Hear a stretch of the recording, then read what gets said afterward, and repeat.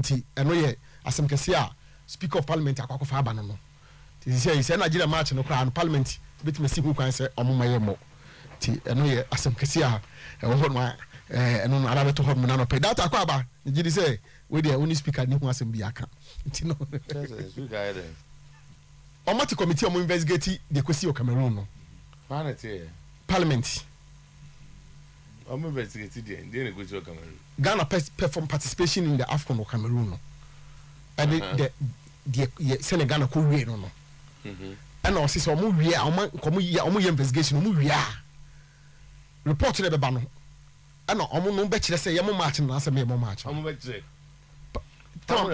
mpacho parliament na parliament na kire say yemo ba na yemo say omati committee o so bianca so muntu but parliament no determine say Ghana be wo tama the parliament no omo ye lawmakers of Ghana how so they can make a law say so much memo they can make a law I just omo make a law say memo and am be pass a resolution say omo memo board something some speaker some say more voice no until what are some more voice and parliament be no meet my chairs obi mo ba no mo bi mo nti ka kire o speaker no the okan bia say the speaker of parliament who say now no say president who no the second and they say no answer but just say onyo na kire say be bobo nti ene de mama ye bia no pay he doesn't determine whether Ghana will play a football match or not. But this time around, nobody decided they will take up that. They don't have what it takes to say that. So Obiawo baby only to me. Or the Basagana Koboba. That's the legislative arm of government for Ghana. How? I'm born for legislative woman. Born I go on the legislative media. Born I go on the legislative no any day. Since you know investigation. Na investigation so we have to invest. I'm just saying. Obi ko on board ya who go legislative way. Tell me I don't know whether they are clothed with a certain power. Say be beat me. But you don't know why you are saying it. And say ono na some work na media make be. O can say so Magana go bobo. He can't see that. No going to me kasa. Tama me pacho in the next 2 minutes I will give the voice to Sammy. On timi fa na no kasa o Magana. Pacho any dey me say word na no aka. So Magana mobo. Or see they will their omo investigation we am report no they will determine whether match no ye be bo na say ye mo. Or no bro for can they will determine whether say Ghana be bo ana ye mo. Pacho dey me. On kasa sa o. Pacho dey me sa no me na obi o me kan say o kan omo ya fe be chi no mo. Be no ka say you determine whether Ghana will play football match. Oh, tell me Pacho we dey be am the na ya moving to maminya other ones no Otuo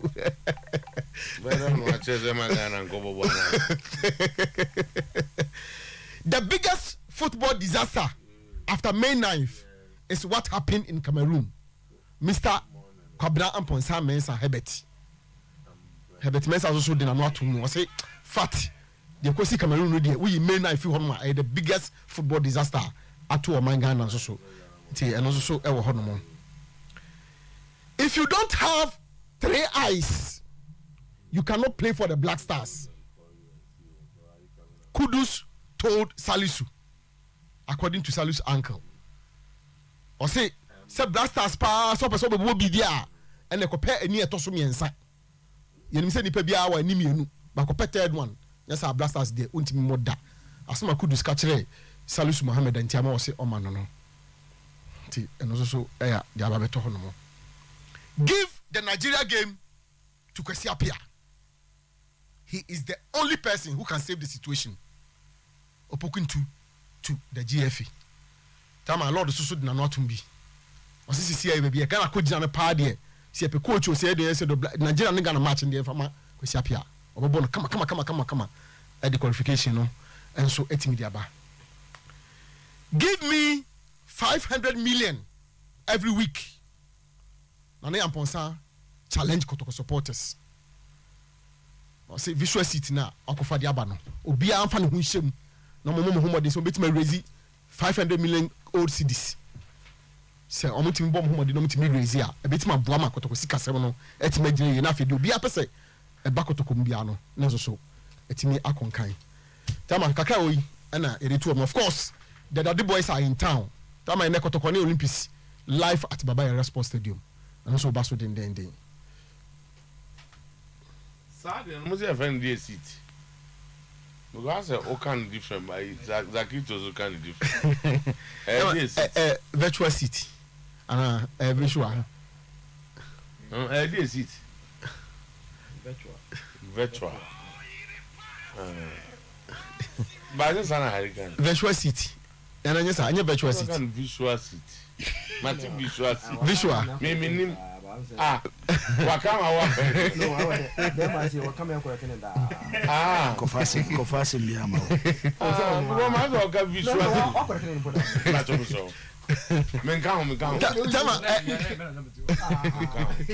me no wa go go re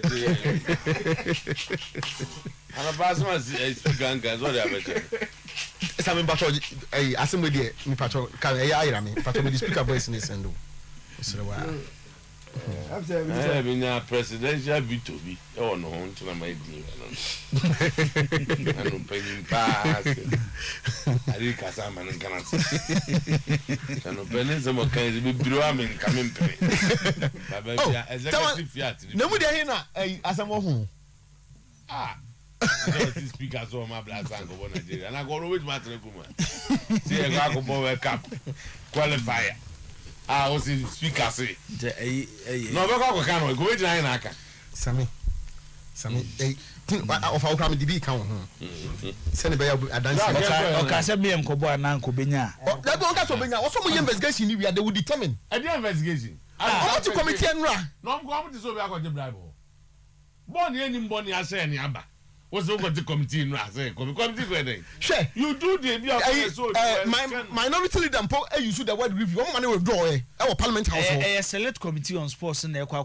problems man na the parliament house itself no general has committee no committee for youth and sports and we missing no committee so investigate youth and sports investigate there and Cameroon disaster Cameroon disaster but room mboni e ko na che wa dey disaster bi tama at said the Herbert Kai Herbert say after May 9th when the disaster is no but what to say obi akwaje bribe obi ana obi akwaye dey yanti ono the speaker as when say the speaker also me enko oh some media did not send o sorry speaker bi antimi nkasa na mde jai oh time speaker bi antimi tama ja oh speaker bi antimi Zakito yan kwa voice na within I do wise very interesting say speaker so me enko bobo Jojo na ye ko ba ko work speaker so me enko bobo me dey send over so the minister who follow the transfer window deadline and how things are moving now near come was here boy was here committee yet catch up the committee on youth and sports it's the news that me and my task almost say omonhwehwe the course wo Cameroon ti inform a new committee see a form committee say be a Cameroon disaster committee bi no mo ko hwenyo me ko e utie ne nyesarete so decision the speaker has passed is what I'm saying I'm talking about the speaker's decision. Asem na say we committee we omoduma no afọ wasem na wo kan ye nyina ye tie bi o but the name me pese me establish ne say ye form new committee bia say omonko hwenwoma e course wo Cameroon nim but parliamentary committee on sports any task e omo say enwoma e course wo Cameroon no omo hwehwem enti ye form new committee and no we end results no be dey because the issue of time I want enti ye establish say omo mu wiem no bato ye wi omo mu wiem no you omo wi a na afia ba be one say akomia ba enu your say committee youth and sports o say your mind committee what as say committee me da me ntiase me the voice number voice me so say ofantie what tie obi o wa ofantie so dey what tie voice dey ntb no fan kwanta committee ben you we are so eti anopa bia me ba na wo jamia. The chair and ranking members of the committee, are they present here They are not present. Is it possible that you can present this report by the end of February? Honorable members, I proceed to direct that the Committee on Youth and Sports should present to this House a report on the results of their investigation on the poor performance of the Blasters by the end of February next month. Yes, Minority Leader. I support the views expressed by the Honorable Patrick Puama, but the use of the word investigate, if he has no objection, review. Review was what the minister himself used to review the performance of the Black Stars. But to say investigate can connote other meaning. Want to review the performance of the, I know I was not the owner of the statement, he's quoted, but since now it's your directive can use the word review instead of investigate. Well, the problem we have here is that I wasn't present, but what is captured on the rules and procedure is to investigate. That is there at page 10. That was the directive given by my first deputy speaker, saying to investigate the cause of the poor performance of the Blasters and report to the House. So that is what we're going off. And I don't think actually it should be to review. I think they should investigate the cause. Yes, Majority Chief. Speaker, I think on this occasion I want to respectfully disagree with the minority leader. Review, abandon. Okay, if it is abandoned, then Speaker, you are spot on. Investigate is spot on, and is the rightful word to be used in this context. So, office, is abandoned the word review. Yes, kindly take note and correct the records accordingly. We are expecting that the report will be before this house before the end of February, so that we can deal with it and try to right the wrongs before they, if necessary, engage Nigeria for the qualifying match. If we deem it not necessary, we will say so.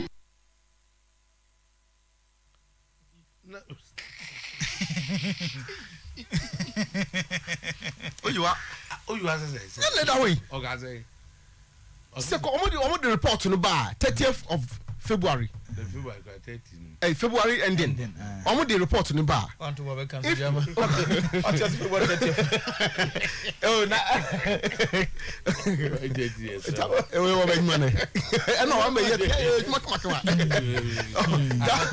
If necessary. Last part. If necessary. Maybe I want to what is established and say you got a committee. No, tell me. So I know kind of the ranking. Penny for more committee no so when the ranking. No, some committee will report to the committee. No, but we are Obama. The chairman, the ranking member. No, my problem is that. That's as a minute report. Everybody listen to the team. He referred to the youth and sports committee. Yeah. Tell me whether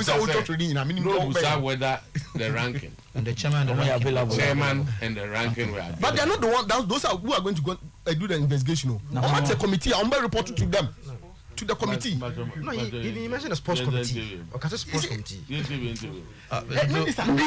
chair and ranking members of the committee, are they present here? They are not present. Is it possible that you can present this report by The committee, the chair and ranking of the committee. Okay, there will be definite and indefinite articles. The committee. the end of February? Honorable members, I proceed to direct that the Committee on Youth and Sports should present to this House The Committee on Youth and Sports should present to this House on investigation. I am got to now if you go to the Campaign Nigeria. Minority leader, review, abandon. Okay, if it is abandoned, then Speaker, you are spot on.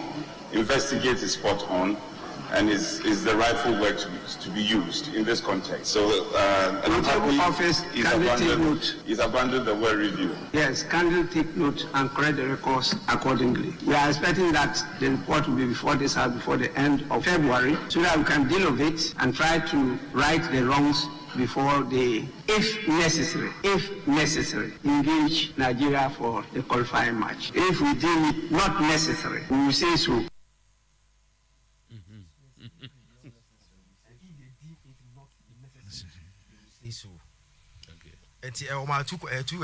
If necessary, they will say it, and if they deems it not necessary, sounds from two things. And yet definitely say yeah, oh my God, Uncle Bobo. No, no, better than my gun, Uncle Bobo. There's a can't say me right.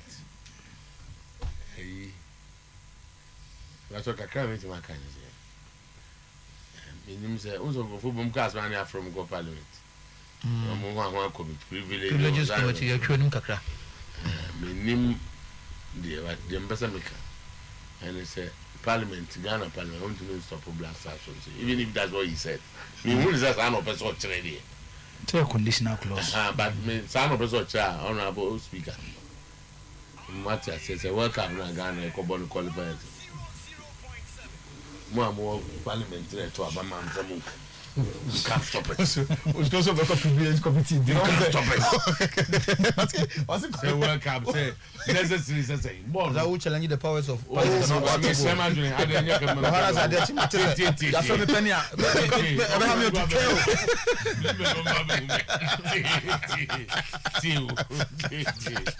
Say, wow, what's that? Was it the poor performance? You want to right the wrongs. If necessary, oh my God, say, oh, Casampo, and Minister so to me, oh, but me a Casse. You work up qualify, work up na year corner, say, you still Nigeria, year corner, oh, me uncle Bo, Tiwasa, as a Ghana Parliament say, Ghana, me uncle Bo, work up qualified, indeed, Nigeria qualify. Now go to the Parliament. Patrick Boma, okay, and the issue. Don't know, I can answer. Let me quote him here. I don't say we should not waste our time playing Nigeria in the next World Cup qualifier. Look at the team Nigeria has. Even though they are out of the tournament, I don't think this current setup can stand the Nigerians. This issue. Then came this debate. We can we and we can we and finally no. Right honorable speaker. This judgment by say no, yes, a decision that like the speaker can say Ghana. Where I don't know what address like a camo. I don't know some day I came. No, because I don't dress in Africa. You go dressing Blasters Cup of Nations in December. Investigate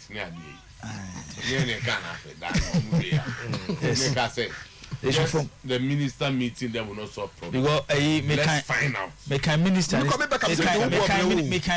statement.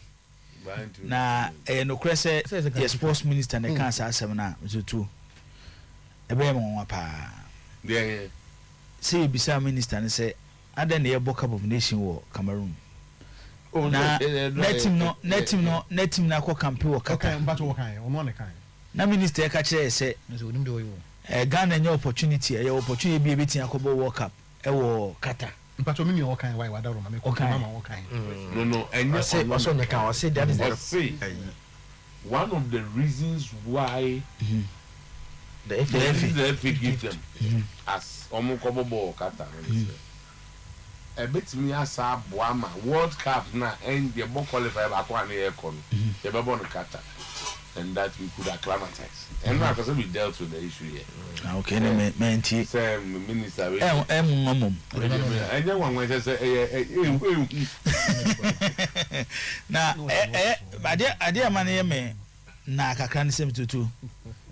Come here say recently sports ministers of Mabenina Bibi when it comes to dealing with the Black Stars, especially see a tournament. Meaning the obey to me abuame.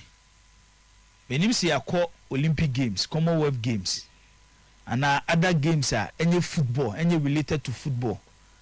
Na ya basa nyoma a course on nye inti a sports minister man for campaigns in Yenfrio. By a tea, Mizotu. You bet afa pen, afa paper. Actual ministers or mobile 5 are blasters in tea. Ghana for the door na company ama by taking decision you mafrio. Yen Kyrie Kurano.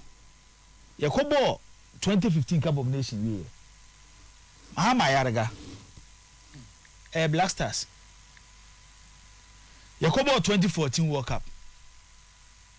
Elvis a free anchor, Black Stars. Yakobo 2019 Cup of Nations. Isaac Esiama, Black Stars. Honorable. 2010.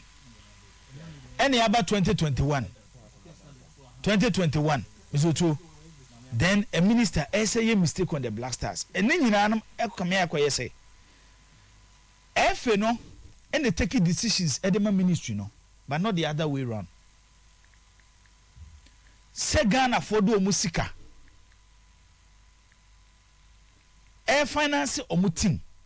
Now we a minister, near the catcher will say, yeah, kata because you bet you World Cup.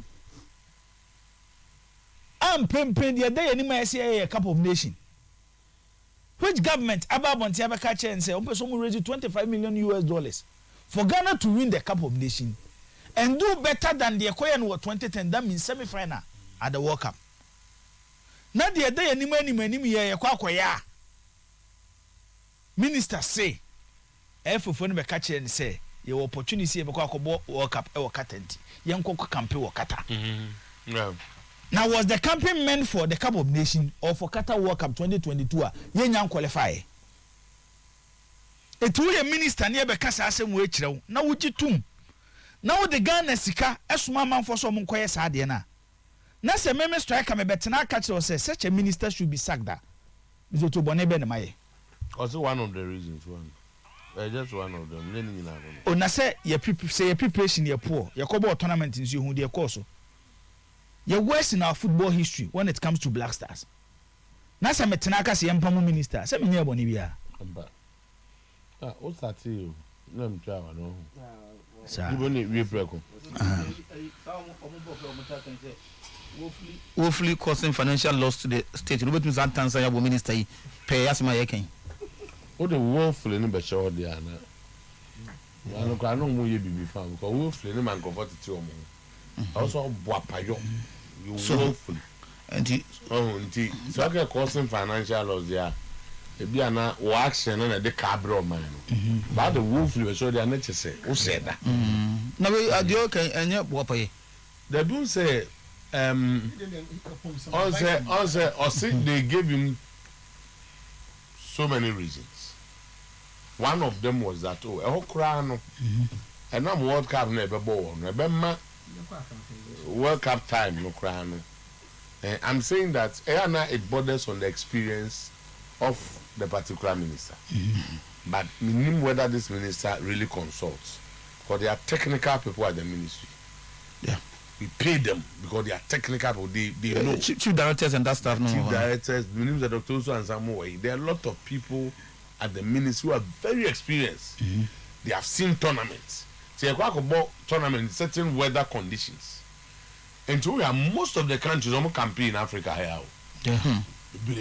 Kenya, Gabon, and they decided to say Qatar.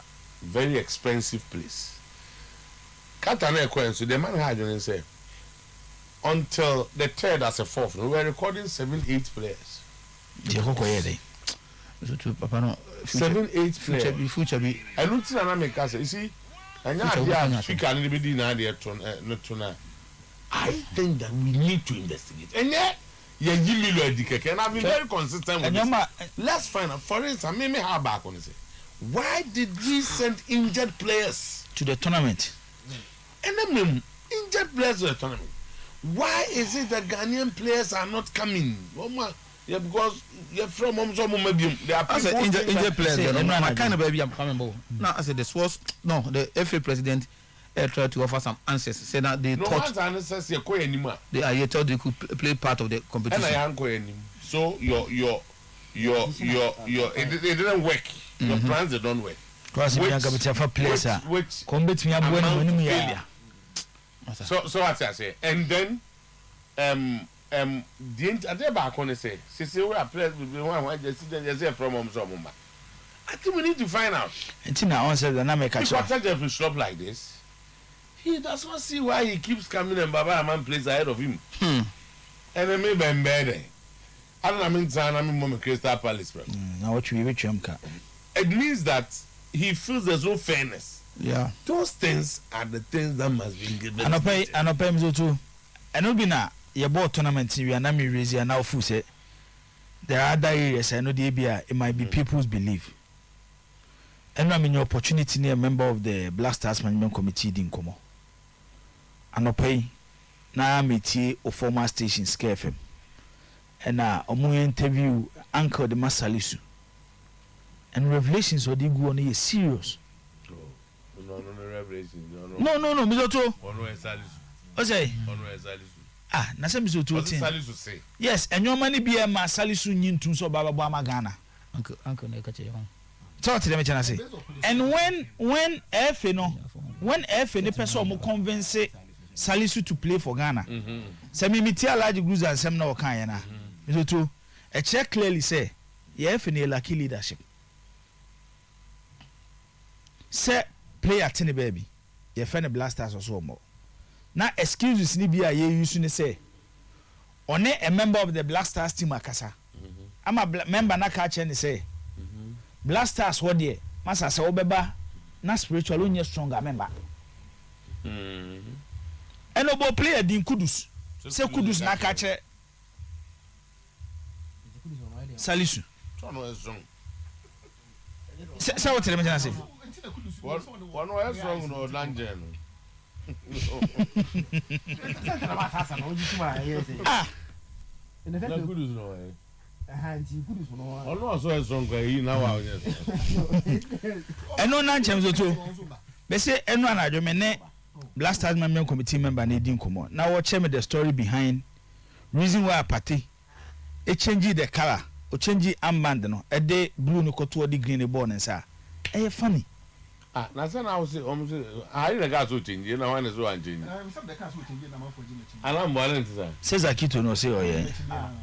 Nya wona be kan say that we make the change. Una wo ka say na wo relating to pate esurunti no ko change. And I'm mad at other side of story because no so asma no be aka kire me. Ni say he use first o mu change captain Amba na the man. Later establishes so I say yeah time at the day free no pate you sue the day no to mobile second half no and a pate sesa no ko ball green meboa yes and no na mizo to me management committee member yi din komo no ka kire me say and your man course wo Black Stars team no anyhow our players no the division within the players especially on juju sem no ono de o ye sure say players na call Cameroon ko ball Cup of Nation no se e be fremu dudu na aso mo Nigeria game na be reject call up no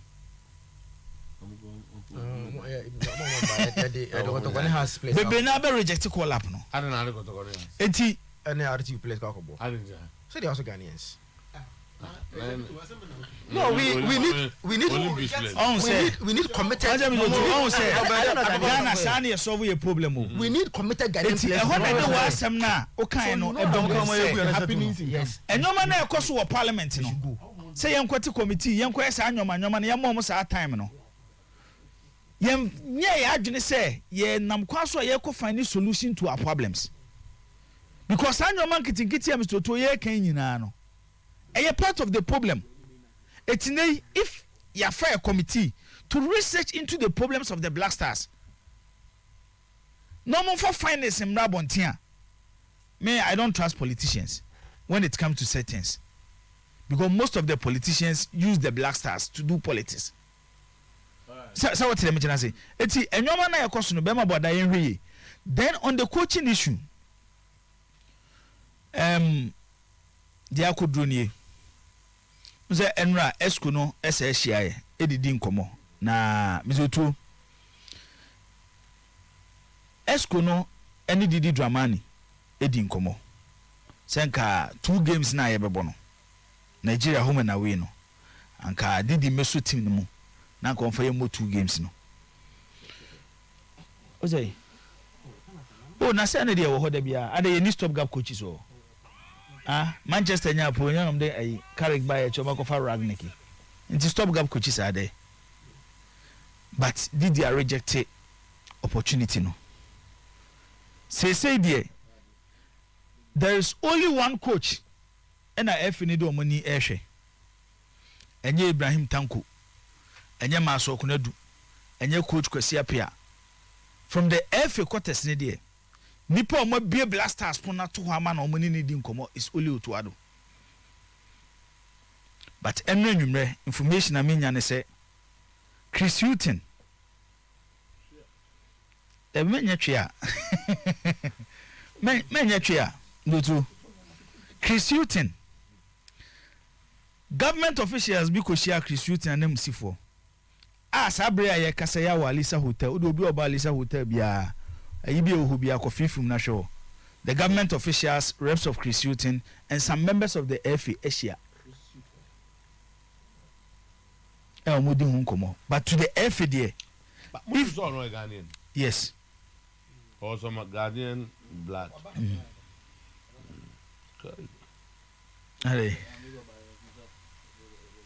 ale na kai eti from the FA there Mr. say omufu say Otuo Ado ne the right person obetia be Blasters adwuma no na Milo age ne Milo was around 60 something 67 we are 63 Nti ene the FA wants Otuo Ado government officials enra ekushia reps of Chris Hutton and opea ye kase am so too e koso Alisa Hotel teams manage and position and now they are managing this is Otuo Ado they say me ni ase Otuo Ado me ni ase Chris Hutton you we so that Chris Hutton go be home me dey eno ye different about me man information na what is here na we kwa me refi mi to add it to Salisu issue no senior career about Tottenham Hotspur West Ham na Brentford national team there na Obama Republic of Ireland or Irish teams manage Tottenham Hotspur caretaker Republic of Ireland assistant manager Newcastle United caretaker Newcastle United Birmingham City Norwich City Brighton and Hove Albion Nottingham Forest na Manchester ni Arsenal Liverpool be ko jomo hu na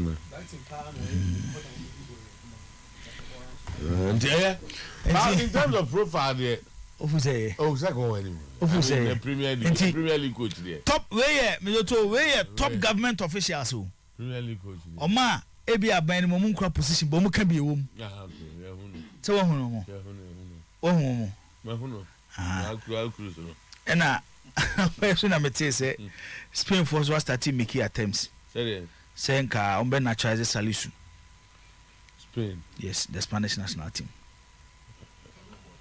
ongo ofuso okoye but so we have to find a way ni nyina ya research na nyina ya ka bi ni o na some mo kika dey way be on dey so am ehun dey o say ne dey ni e but so beba na obeboa ya so to we should find problem ni akola pa tese o zongo ni ba akola na trauma we mu ne na say sha fanti zongo ni me ga say dru zongo ni a ubom fire 6 or 7 times that what to be the dru ne obonti ne kaza zakito no tama de no fa pa tama ni jibodo mu ni pa ba na no for mo to he obonti be kaza omo ko no nko mos obonti trim no nko mos ka ebia ba wo be ko no obonti trim onko se mos kremo mos ebia ba wo be ko no onko se obi no one ko se da bu ko protect wo pass na onko se obi o so ko ebia obi su de okoye ne de so de be se wo na so ko hu no de ma empire e fine do bia bia wo bia say against obi no so bonya empire it is superior change the obi ye bia na mge kremoni abo empire match no pa ewia na jo na atweze obi ntimi so na ebi so ebi kwa sabre no mzoto Salisu defender obetimi akọ ni ba cho enti no defenders men to the room. Dabi o ya this ah. Obo ya share. O be je mo And when you bet your bed when you come on, and the man from defense. Dabi o Zakuto Jai. And when you can crowd about the top player with him. Ah, me strike a mission. I just a party when you feel that I took a Captain Bantony. Yes,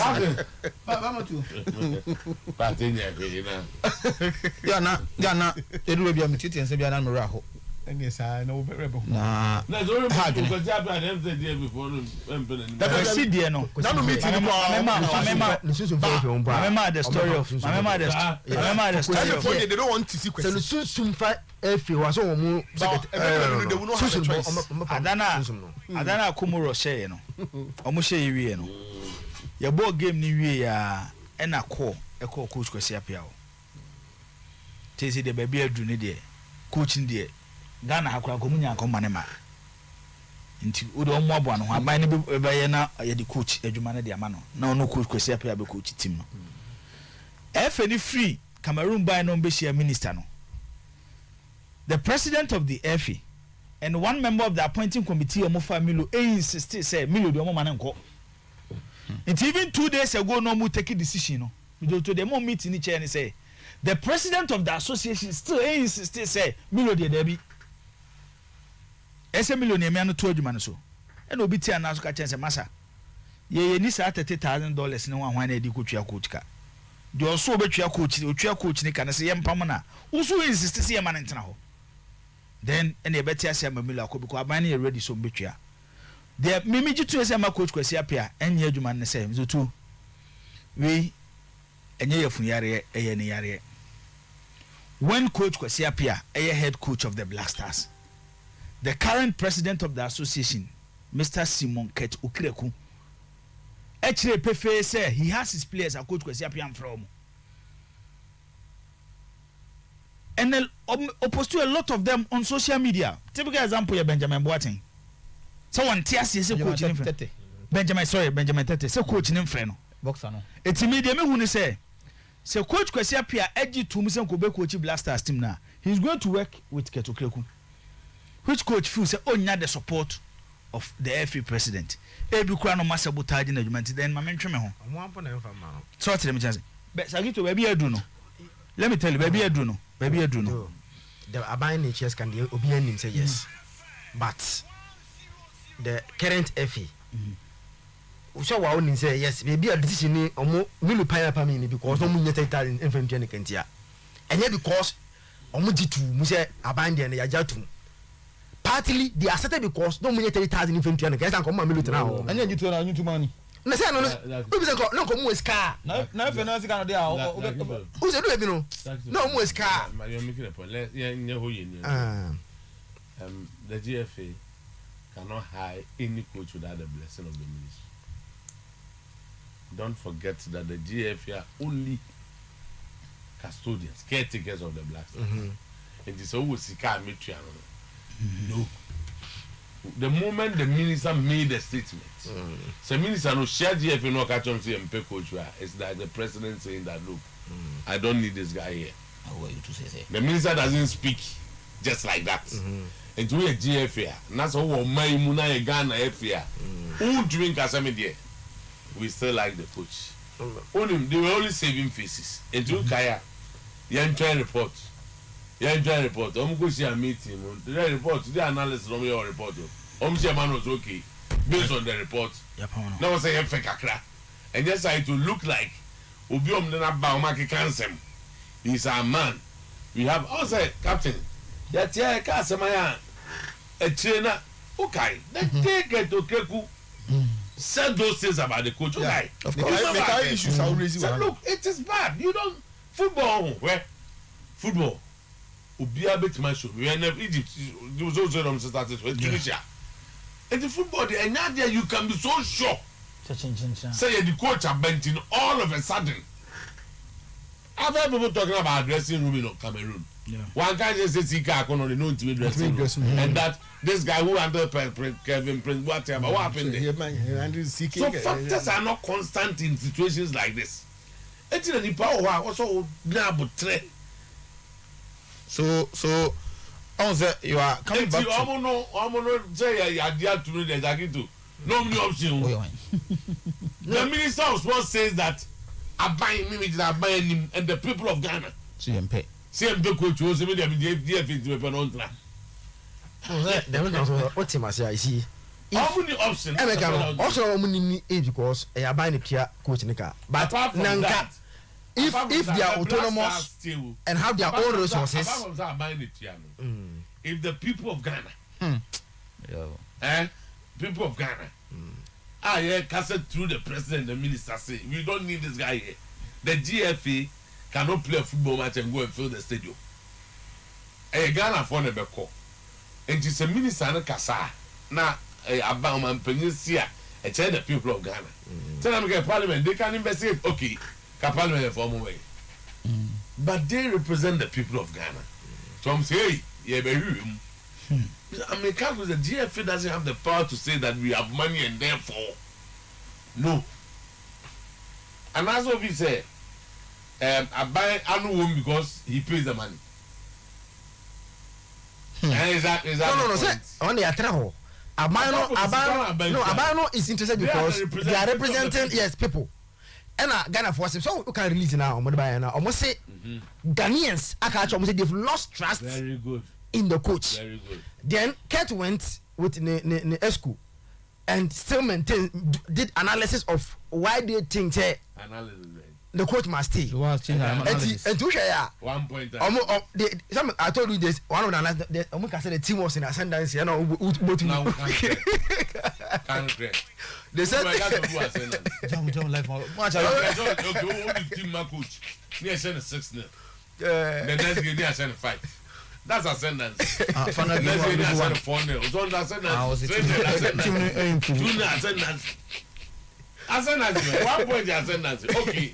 What is ascendance here? In our first match, we got no point. Second game, we had 1. Third game, we had no point. Ascendance, really. You ascendance, you don't know. 0-1-0 ascendance. Sir, me take the commentaries around the Black Stars in disastrous AFCON here, of course, or Cameroon here. So to not sound back at the Magna BC, maybe where we are used to, maybe where I'm used to, you're message, Mammy, and Mammy Rodroy. I was talking about the maturity of the FA president, not as a person, but the position now occupy, the maturity I was out, you know, to our form. And here we are. Mr. Otuo, now my best is quite now. The interview about Grante here, so after the any number coach is here or can here, and they go backfire. Now so what here and some of course of Black Star no ye pa and nay. Now me free say as a people, not as Ghanaians, you allow your mama perception of juju. Mr. Otuo, take the better part of your Black Stars no. I'm never hear play bia oh you see we move to nro you see we move to nro. We are not looking at players no performances of their ma or minor over the years. But near the no some air target any probably. Na ye say Black Star no. To be a player because on your Black Star munda e be afa na ye fe no na what can be. It is because so the information that I am getting. Na say omuko Cameroon no. E be ya ade a say na accept it by the leaders of the FA no as you accept it. To the extent that Juju man was attached to the team. It's not going to be alleged. But that's it. Was attached to the team from Qatar to Cameroon. So Ekoba said that dia say before down go the bia dia say na me yes na me be free say me obi am gini dey obon pa mamia. And me number. What that's it.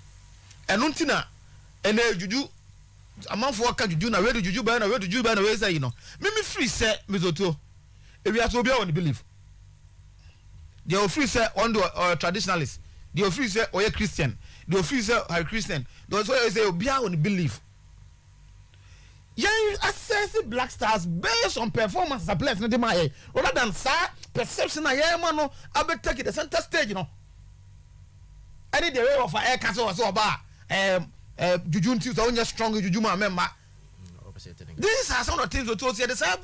You will never move forward as a country. Commitment of the players, I think we should look into that side. Say player no bano be bomb for Black Stars. So you know bomb that's one of the various teams ma the kind of commitment on them ma. And on Black Stars the kind of commitment on them man. Yeah sure that's you are not on China you know ABS Center stage na. And you can clearly see say some of the players omo commitment ya na wo form. At the end really on dance you biano. I'm not comfortable with that, you know. And that will not help us as a nation. That is same so. The coach in here can you honey about George Boateng, they about Otuo Acheampong, they about Masao did Dramani. And Penifo baby, and I think they number like him, they're smart. Lord of Pokunti Kaye. Yes, it's a KW or Yanko Kanyam Betche. Baby on the street, baby on Kakan, yeah. And then Pempe so you agree. Mr. You were less than 3 months. Near the who you faith as far as work up your concern. The entire minister and then for F4 catch minister say young Conco Campo because they don't work up. Even though now young qualification. Said nice service to Sabasa Ope coach Amanako. Near to cheer Nancy baby. Mr. Sako is George Watting. And you know I the track record as a coach. Then why? Maybe even Shadam Kosher, but minimum as a player.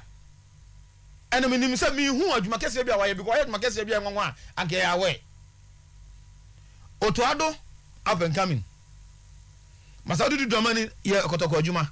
But on one, yeah, Koboni Dino with Otuo. Where you from? Other than yeah, some individual just hatred. Okay. Or trying to continue. Just yeah, obi like one says, and there's a guy who look at coaches or more tried and test as far as work out qualifier concern. Why not your coach was here?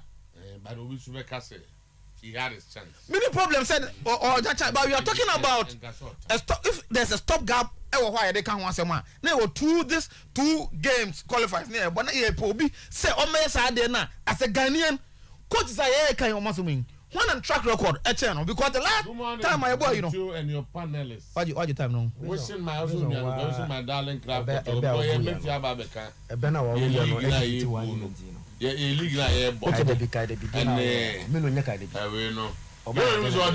want is what we want is fair officiating. Who said the KDB? Or say your best great Olympics or Brazil.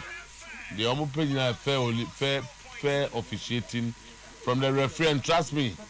Kotoko will beat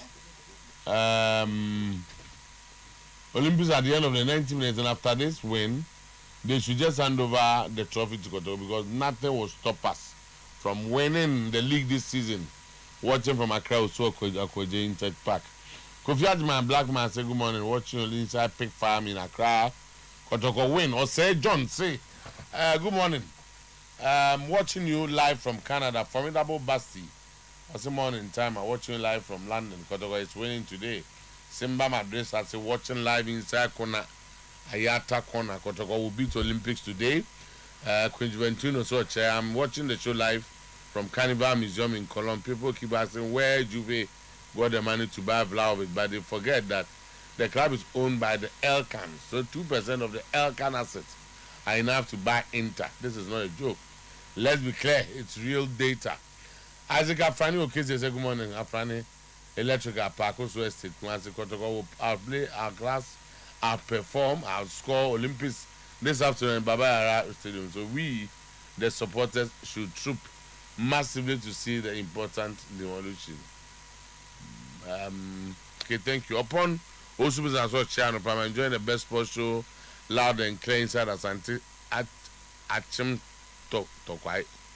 Greetings to my lovely wife Cecilia and all the fans of Barcelona. Okay, right. Zach, I remember not feeling grand. I'm told say RTU has submitted bid edakoma as a folk. So we hear Patrick Razak and a brand of Manafuma has Patrick Razak can 8 months. Nan contract end. And a woman so they are end of the season, but Coach Shabufi said catch a management so when you have 2 players here to or that to be about 4 so when you ma no your Patrick Razak na second round about so turn over team no wa Archie about 4 and see when you Patrick Razak ne manafuma na has for a boy almost say manafuma 50,000 Patrick Razak 50,000 nti Obama Archie wini nti Archie so I could do boy chairman. Let's see the decision that will come. But Archie dear coach and say captain so nya Patrick Razak good manaf ebe come that's about for me ko and match so so no me gas we win number you see me 1 minute can answer Mzoto Kotoko airboy against Accra Great Olympics. So Obakaya season be share no the analysis that I did about why I think Kotoko were favorite to win the league. Memao specific reasons and the reasons were simple. Oshaya nanka defa Kotoko away performance and kwa Community League last season. But last season Kotoko struggled because some games be owa omulusi e home. Naturally, historically, those games omuntan lose no Bayara Sports Stadium. But against Mediama, you won that game Boase. How Mediama won that game by 2-1. This season, Babea Kotoko Ashom was 3 points. Last season he lost that game. We saw how Ediana Esha Kotoko Accra na Kotoko home. These are games that traditionally for Kotoko to lose those games when they are playing in Kumasi. One of those games that's I'm going to go to League na Accra Great Olympics. Olympics Kotoko 1-0 ewo Kotoko home. And now Kotoko we are na one of those seasons over the Pam coach Marshall Kunudu. Emani Firokoe. So these are games that over reasons why Kotoko and League last season the Olympics games they are one of those games. It's a ne so Kotoko as medical in terms of Kotoko performance against teams now or more top half of the league and send the this season now. If they want to make a very strong statement as so medical statement that I know they have to at least prove once again against Great Olympics and they will Bayara Sports Stadium. Now what's your Olympics team now? A lot of changes about team anymore. About on course 50 team no some players 50 team. Sure more for now. Now Razak is there, but acquire George Boateng now muton from Wafa and I come and go. So I walk free team no now George Boateng na babeshim. So in Maford omunye sa compact na omunye time na walk no. So I show why this is away game they've won only one. Away out of the 7 games they've played. So I want a team that na ye nim last season no. Playing against a Kotoko team ye nim say this season I don't know what Kotoko my ni ye say teams are struggling to find an antidote to Kotoko Mumford. And now in modern football so too teams are able to control games pa no. Higher percentage of winning games. Sometimes it be backfire but we are see game mostly teams are able to control majority of the games you know. The upper hand in terms of say you winning games and I don't know how Kotoko this season. And then Agadas is back. It's definitely in sense we're back here. Sheriff will go back to bench. Ebaya the Agadas, Muda, and Lamte in that trim forward. Then the attackers no minim amount fitness level so no prior he's still not back. And he also outer your nim player or another more forwarder and also with another attacker. It is also a one game that a in terms of a game that we are short of a very good game based on how Olympics play. And Walker likes to control the game, likes to play in terms of number 4, no controlling the game. No, now the opportunity in the number attackers. No, oh my Yuma. Now, but because of go and no Babaya supposed to do. And the man there, we are going to support Oko Parker because Abekwe say all come 7 goals. Now he's back. Now Obeso trust and he's starting with Kotoko Babaya Rende.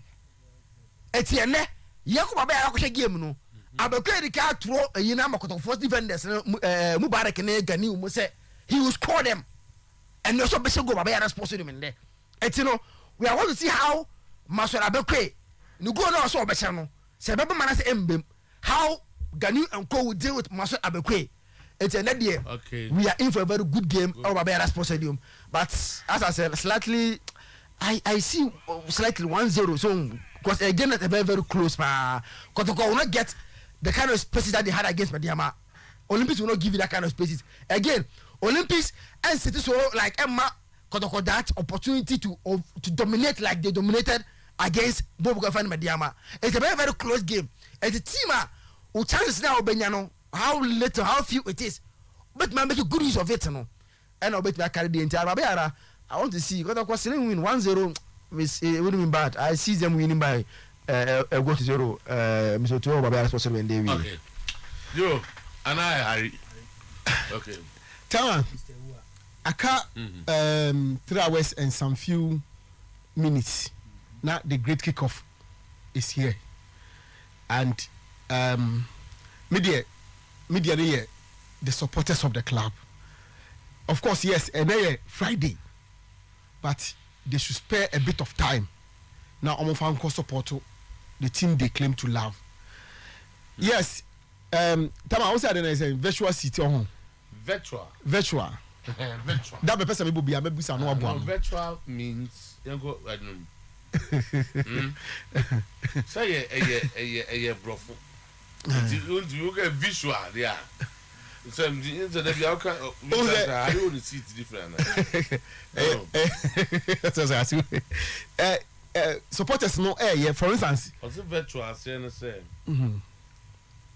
almost or nearly as described, but not completely, according to strict definition. The virtual absence of brother, and then he gives example. The virtual is not physically existing. It is virtual. In New York, what I say, to go sit in the who's any part so, not physical existing as such, but made by a software to appear to do so. Oh, okay. And he only wants to virtual seat. No be anti-aconiano so. And the seat now, no. The seat now, I'm creating seat for baby. Almost supporters in the yard. Me no work say. Kuma pin no. A target 5,000. She say almost 6,000 something. For you match. For match we. And almost some person hit 7,000 before kickoff. And they are doing fantastically well. But we are no at one channel and no baby so.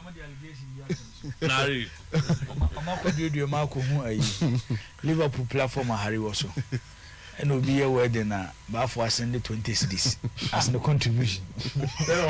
And I'm more short. I'm never to plan. As I couldn't distance. Watch out. Sabah for to contribute to Liverpool. The other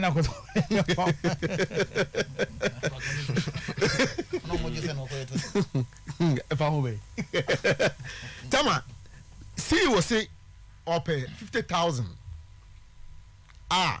Can supporters and interest say every now and then biano or make me raise 50,000 about in terms of revenue generation. And I think they are doing well. Some year more, and we want to see more from other platforms. When they say come up for any other ones in the air, you know. But football, Sika said aside, you know, you cannot miss the ambience. And most times the ambience is provided by the presence of the supporters. And he say who contribute to Usika physically. Now say physical presence who say now work as a war horse who honomo. E do be as a war. And me dey make and me say kotoko chita afo no. Time and say attendance no enya one that eye ni so. Kim Faisal e won kan on Sunday. Omokro wo play European football no especially England no matches bi ani ho. Enti o match a wo benya pa he weekend no senya afon no dia ye kotoko de ne wo mesi no a chise bia kotokura be sa kwawe atin next match and the class afon bi ani ba bia enti match bia ho bia ye ne de kotoko de no Tama, I'm calling on the kotoko supporters. The team needs them today. They are obia busy schedules no almost spec akra no mo fan ko 30 minutes. Okay, good. Thank you. All right. About 1 minute. See, on virtual sick challenge, you want some name. Yeah, he said.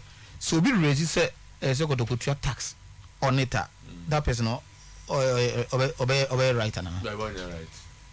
As a body corporate pay taxes to government, and you know all their revenue they look at it and pay tax to government. So you don't even know how and when they pay. What I say? They pay, but so much one. Because the argument additional income. 20 matches in Omode, their own training match organizing. But it's a league being organized by. Let me be honest with you. Talk to deep IT guys. Some people say, very indeed, they do a lot of things there. Oh, the simplest way is that as a body corporate, PJ referred as a body corporate, almost your tax. So I'm coming here, your revenue for the month. Income tax was on my also normal file. I'm the cop. The Bosumi be able to say, guy, Thomas. Obey and Katana. What Thomas. And you know, what's a boy we are virtual sick challenge. I don't know. They won't. Virtual. I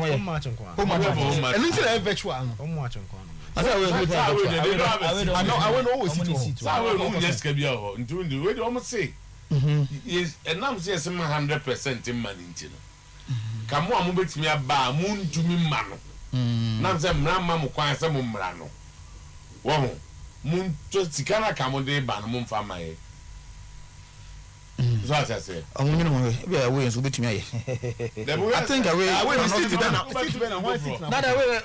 Over to the you cannot talk about it. It's all about getting money. It's kind of money goes to the home team. I understand it. So you cannot. But they are doing it to almost supporters. See, I say, Mr. Otuo. who bet man you see Kabia? We are Bible to the front to Kabe. God, there are no virtual seats there. Only seat. I had you see to a cause I'm bet naso. And I be being Timun Timin man as some invest kind of my head. So that's why they do that. But say I wait there. Obi when as I guess can be quite with him. The person got to now go to support or quite away matter. Scan go out. I said the physical one. Where virtual?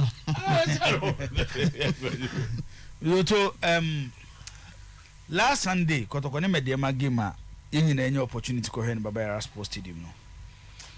No. Media met too many. Say, Ofa League table now. Say, teams among concede goals do part this season in the league. Kotoko, and Abechem United. Omunina concede 7 goals. Mediama concede 8. Kimfaiza concede 9. Hasa concede 9. Then Olympics are concede 9. And Echela said defensively, Olympics a good side. Even though my way record this season yet compared to last season. Said another key to Kano. Saofa League na Kotoko ent me anye last season na. Sa points na bedo money has in table no. Sa what na se na wo ya analysis of the league last season. Na be so ko he baby a wo make say sa points na Udo Olympics games be kan. Because out of 6 points last season, Olympics picked 4 from Kotoko. Adriana picked 4. Haas picked 4. Wafa picked 4. Mediama picked 4. Some of the it's the top size in the Ghanaian league, based on the standard of showcasing the few years in the Ghanaian league, you know. Last season, Asante Kotoko and Timian pick points to do and free or more, or Mum pick points to do free or more. It's looking as a key to analysis nature said this season as a because you're league, you know, you're more second run. But already, Adriana now or J3 or J4 free Kotoko last season, no. This season Kotoko J3. It's Adriana and your more 4 no money last season. Mediama onya 4 points from Kotoko no. Already Kotoko aje 3. It's Mediama and your 3 points nibium. Then there is the next opponent, Accra Great Olympics. And some teams when I'm to we side na person G League. Also much less of person G League because you are competing the league with them. Looking at Olympics team no. Now me show my way performance now they compare Mediama then even though goals concede no. Oma concede 1 more than Mediama, but because of how bad Omaye on the road as away team no. Biyoto metrasi dia mamema ida na ifiala na yeni omo mfimum 03224 no wi anma ba kom ya ona 02322494401 03224947771 and then Baba Yara. Kotogwa ne bone, but that's the only team playing. Okay. Hello, good morning. Yes, sir. Hey. Alexo. Kama. Kama me buma baso. Yeah, that's it. Kama yana siasia. It's na chi na chi post me no. So I come from owing to a camera. Now, okay, in the go for my corner, see the other show. The Senator or Katia, one Kashi, or Cabo, or Cabo. Come on, so a book of the 4 players in Abasonano. So we say, I mean, this much. Happy birthday. Good, then this one, my name is Honorable Prince, the message by you. Honorable Prince, the end by, and yeah, so. Yaisa. Guys, roti and Dochai. One of my prayer. Oko.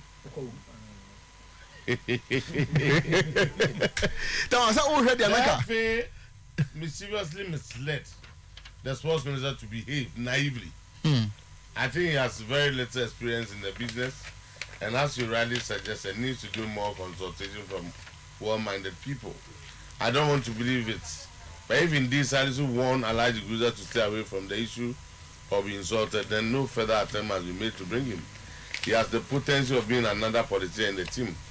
Let him play for Spain after all. Balotelli play for Italy. And Welbeck for England. And we're witnesses. Please come home and allow me to remind our faithful fans to be at the Baba Yara Stadium. Afternoon also the virtual seat challenge. Owusu don't call. All right, in the more as I said here, Zego say I've been watching your show every day. Haven't you noticed that Zakito always defend? I think that is the main problem of our football.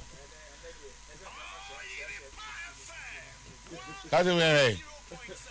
The wouldn't be capture. We don't know the. Ghana. Edum kina farmer for no. Exactly name in Yanam Dixon. Is that your doom? Is that your doom? Dixon, the honor no war. Na never pack a baby. Mimi Debbie, what's na? And a yeno basso. Bacho Tepa. Boma near Tepa, Ewa Hafu region. I want a yene basso. Korea at the time. Oh, Korea. No, catch it all.